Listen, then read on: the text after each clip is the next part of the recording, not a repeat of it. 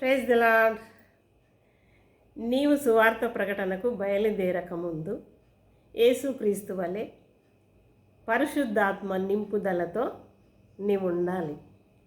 లేక పరిశుద్ధాత్మ బలముతో నీవు సువార్త ప్రకటనకు వెళ్ళాలి. పిరికి ఆత్మతో సువార్తకు బయలుదేరకండి.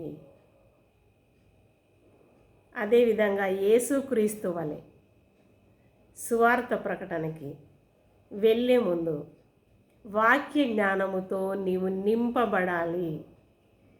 ఆది కాండము నుండి ప్రకటన గ్రంథం మట్టుకు వాక్యమంతా నీకు తెలిసి ఉండాలి. ఎవరు ఎలాంటి ప్రశ్నలు వేసినా దానికి జవాబు ఇవ్వగలిగే స్థితిలో నీవు ఉండాలి. సోషల్ మీడియాలో చూస్తున్నాం, ఇతరులు వేసే ప్రశ్నలకు నోరు తెరిచి చూస్తున్నారు.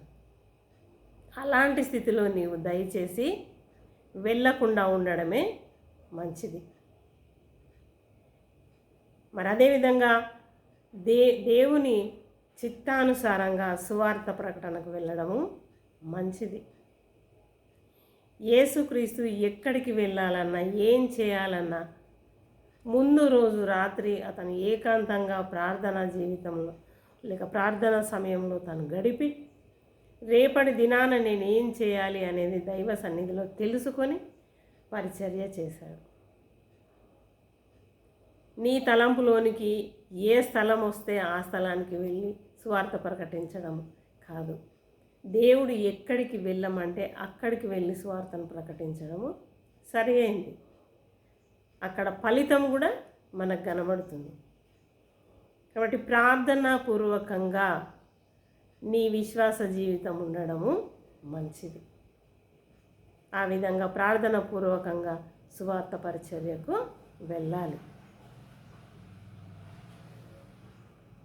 తర్వాత సువార్త పరిచర్య చేసేటప్పుడు లేక ఒక వ్యక్తితో నువ్వు సువార్త గురించి మాట్లాడేటప్పుడు ఏ విధంగా మాట్లాడాలి, ఒక వ్యక్తిని ఎలా పలకరించాలి, అతనితో ఎలా సంభాషణ నీ ప్రాసెస్ అంతా ఎలా ఉండాలి,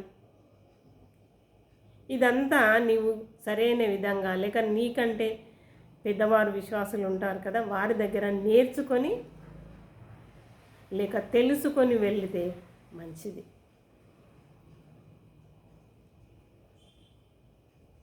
ఒక సహోదరుడు ఎవరో అది మరి సువార్త అంటారా, అది ఏదో కామెడీగా మాట్లాడుతున్నాడా, ఏమీ అర్థం కావట్లేదు, నేను సువార్త చేస్తున్నా అని చెప్తా ఉంటాడు.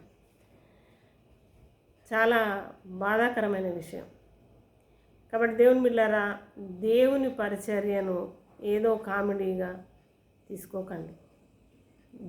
జీవము గల దేవుని చేతిలో పడటం బహుభయంకరము. ఆ విషయాన్ని ఎప్పుడూ మర్చిపోకండి. సువార్త పరిచర్య ఎలా చేయాలి అనేది పెద్దలైన వారు అనేకులు ఉన్నారు, వారి దగ్గర నేర్చుకుందాం, వారి సలహాలతో ముందుకెళ్దాం. అదేవిధంగా సువార్త పరిచర్య మనకంటూ ప్రతి ఒక్కరికి సంఘ సహవాసం ఉంటుంది. కాబట్టి మన సంఘ సహవాసులతో కలిసి వెళితే మంచిది. నేను ఒక్కడినే వెళ్తాను లేక ఇద్దరమే వెళ్తాము అని అంటే ఒకవేళ అది కొంత మట్టుకు సరైందేమో, కానీ అది నీకే అపాయకరమైన పరిస్థితుల్లోనికి వెళ్తావు. చాలా చూస్తున్నాం కదా మనం. కాబట్టి దేవుని బిడ్డలారా, సంఘ సహవాసంతో సువార్త పరిచర్య చేస్తే మంచిది. అది మీకు మంచిది, దేవునికి కూడా మహిమకరంగా ఉంటుంది. లేక దేవుని నామాన్ని అవమానపరిచే వాళ్ళంగా మనము ఉంటాం. కాబట్టి సంఘ సహవాసంతో సువార్త పరిచర్యకి వెళ్దాం. ఆత్మ నింపుదలతో వెళ్దాం. వాక్య జ్ఞానం నింపుదలతో వెళ్దాం. దేవుని చిత్తానుసారంగా ప్రార్థనా పూర్వకంగా వెళ్దాం. సువార్త ఎలా చెప్పాలి అనేది నేర్చుకొని వెళ్దాం. సంఘ సహవాసులతో కలిసి సువార్త ప్రకటన చేద్దాం.